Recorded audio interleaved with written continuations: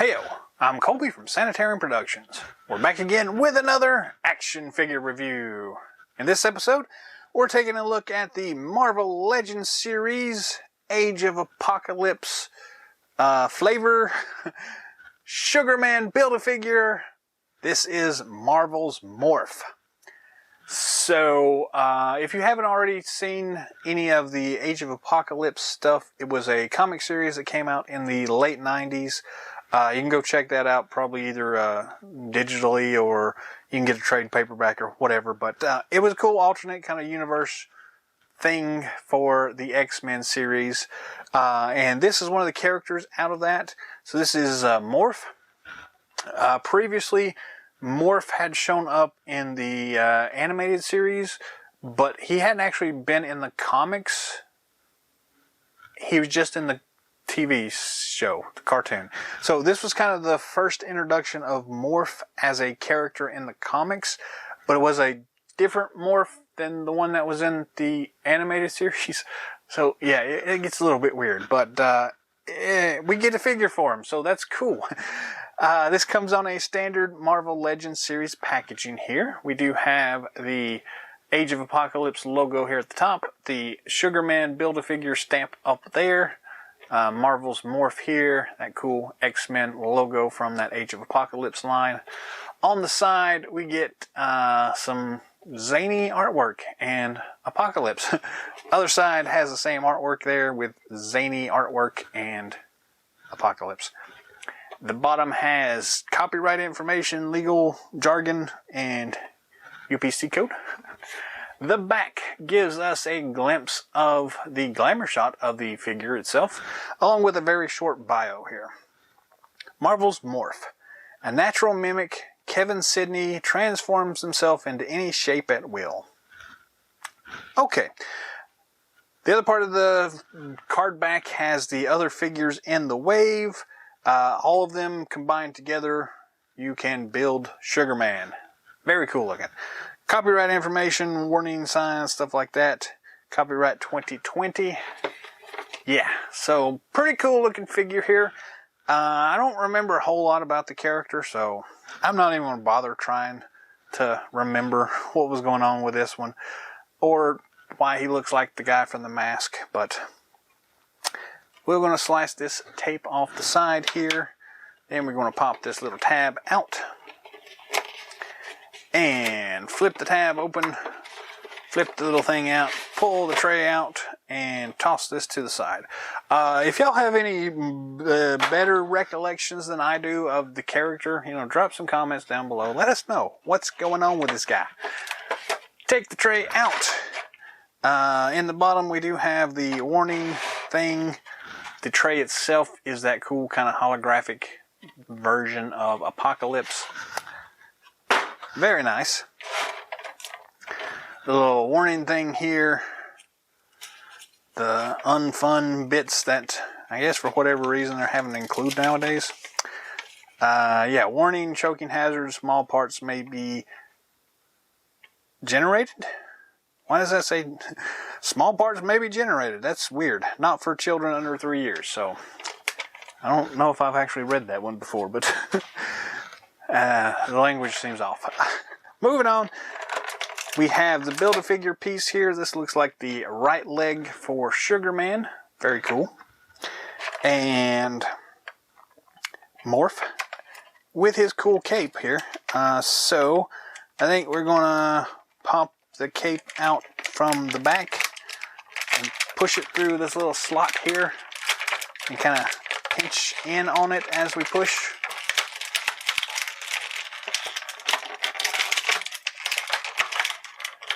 It's a plasticky cape, so luckily it does bend fairly easily. There we go. It's out. Alright, we'll toss that plastic to the side here. And let's zoom in with the camera so we can get a better look here at Morphe here. So, yeah, let's look at the Build-A-Figure piece first here. We've got the, what is this, right leg for Sugarman. Little stumpy right leg here. Nice detail in it. Clothing folds and things and stuff, and pretty cool looking though. So we're going to slide that over here to the side to go with the rest of our Sugar Man Build-A-Figure pieces. We're so close to getting that guy put together now. So moving on to the figure itself. First impressions, it looks like a really nice figure. I don't know exactly how he fits in with my X-Men universe. He looks more like something from the Deadpool universe. The costume is a little crazy. Again, he is kind of supposed to be able to transform into anybody else he wants to, so it makes sense. It's just a little lavish, and that's kind of a weird word to be using in a comic book universe, considering all the rest of the stuff we've seen. But it definitely has a slightly different vibe than the other figures in the wave. I'll give you that. Moving past that, let's look at some of the detail here. For whatever reason, I think every character in the Age of Apocalypse storyline had to have one of these crazy collars on his costume somewhere. The cape is removable, so we can pull that off, but it's got one of those little peg joints on it, and on the back of the figure we've got a peg hole, so that will peg into place. That reminds me of Magneto's cape. So maybe Morph stole Magneto's cape. I don't know. I'm not really liking the fact that it sticks up like that. That may just be it needing to acclimate to being out and free, but it's a little weird that it pops up like that. So, moving on past that, the head sculpt itself looks pretty nice. I know it's bright white, and all of our cameras are going to be throwing hissy fits about that. Very simple paint apps. He's got kind of the cocked eyebrow paint, and then a kind of a smirked mouth painted on there, and then black paint around his eyes. There is some actual detail sculpted in there, and I don't know how well that shows up, but there is quite a bit of detail in there. So I'm impressed with it. At the same time, it looks goofy. Whatever. Moving on. The cape looks really nice. Again, they know how to do capes there. They worked really well. It's the nice kind of bendy, semi-rigid plastic here, so it works pretty well. I think I like the peg system for that. It seems to work okay. Again, I think they have stolen Magneto's cape here, so maybe that's why it doesn't quite fit him as well as I want it to. It's kind of bouncy on him, so I don't know. But yeah, past that, very cool looking gloves here. Nice detail in those. The lights may be silly here. But very nice looking detail in those gloves here. You can see folds in the fabric. You can see kind of stitching areas. Those are really nice gloves. Same thing for the rest of the actual figure itself is kind of a standard buck. So nice detail in it, which we tend to gloss over a lot. Then we get down to the boots, and we've got those crazy swashbuckler Captain Marvel kind of boots. Very nice detail in them as well.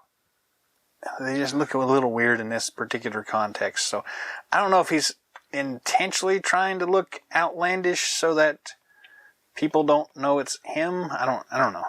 Or people don't pay too much attention to him. I don't know. It doesn't make sense to me, but I guess it doesn't have to make sense. So the color scheme on this works really well. It's almost got like a Batman symbol here on the chest. But yeah. It looks pretty good though. The paint jobs are pretty nice. I like the multi-tiered effects here that they're going on. So you've got the the blue color scheme and then the black kind of mismatched striping effect thing going on. So that actually works pretty well. Let's move on to articulation. The head does spin 360 degrees. We got plenty of up motion, plenty of down motion, side to side, a little bit of head tilt, not a whole lot, but enough. We do have those crazy extra joints there for the shoulders, and these actually work a lot better than most of the figures we've seen so far. I think that probably is because of the lack of paint on this one. It's a molded paint instead of painted on, so very, very easy to move. Past that, we have the standard ball and swivel joint there for the shoulder joint. We got a swivel at the top of the bicep. We've got a double elbow joint. Then we have a swivel and rocker at the wrist. It's a little sticky, but it is there. We do have the standard, I'm going to take this cape off for a minute here. Let's see if we can, yeah, that comes off pretty easily. So, the ab crunch feature. He goes forward that much. He goes backward that much. So really awesome. I like this body. It works really well. Swivel at the waist. Standard plastic T-hooks at the hips. So he can go out that much. He can kick forward that much. He can kick backward that much. But then you just twist it a little bit and then go back even further. So, standard swivel at the top of the thigh. We do have a standard double knee joint there. We have a swivel at the top of the boot calf thing. And then a standard rocker swivelly doohickey there at the boots ankles. So, and standard foot peg. So, yeah. All in all, this is a really nice looking figure without the cape. It looks actually pretty good. And those shoulder joints go back a lot and then forward a lot. That's pretty crazy that they actually are working as well as they are when they didn't work on the other figures that could have used that. They're actually a little loose, if you ask me here. So, anyways, putting the cape back on, pop that peg joint back in there. And, I mean, it's not terribly goofy. I guess it's the face that makes it more goofy. It reminds me of Mysterio from the Spider-Man universe, except for the head. So, I don't know, it's... the Age of Apocalypse line was supposed to be a little bit more,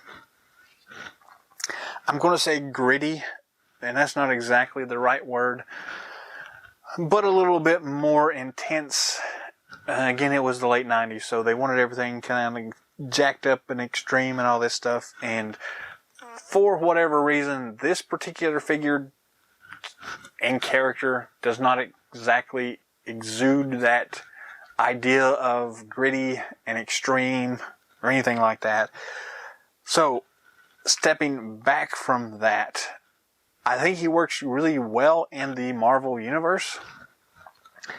And it makes sense in the X-Men universe too, especially with like some of the Deadpool stuff that's going on. I think it would probably work well. It just doesn't quite fit my need for the Age of Apocalypse line. So, and it is what it is. But we finally get a Morph figure. It's not the Morph from the cartoon animated series, but it's still a pretty decent figure. And with a little tweaking, you might get it to look a little bit more like the X-Men animated series version. No, you can't. Buy a different figure for that. But it's still halfway decent. So, I mean, it's worth picking up anyways. It's an interesting design, and character is pretty cool too, so yeah, I don't know.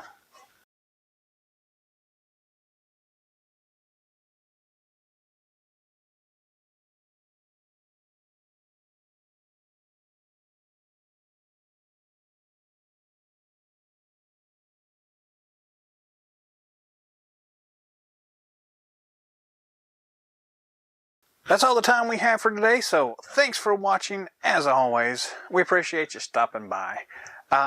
Leave some comments down below. Let me know what you think of Morph, or Marvel's Morph, from the Age of Apocalypse line. How does this figure fit in with the rest of your figures from the Age of Apocalypse? How does he fit in with the rest of your Marvel Legends figures? What do you think about the actual character itself? You know, whatever else you want to comment on, that's what they're there for. So, put them down there.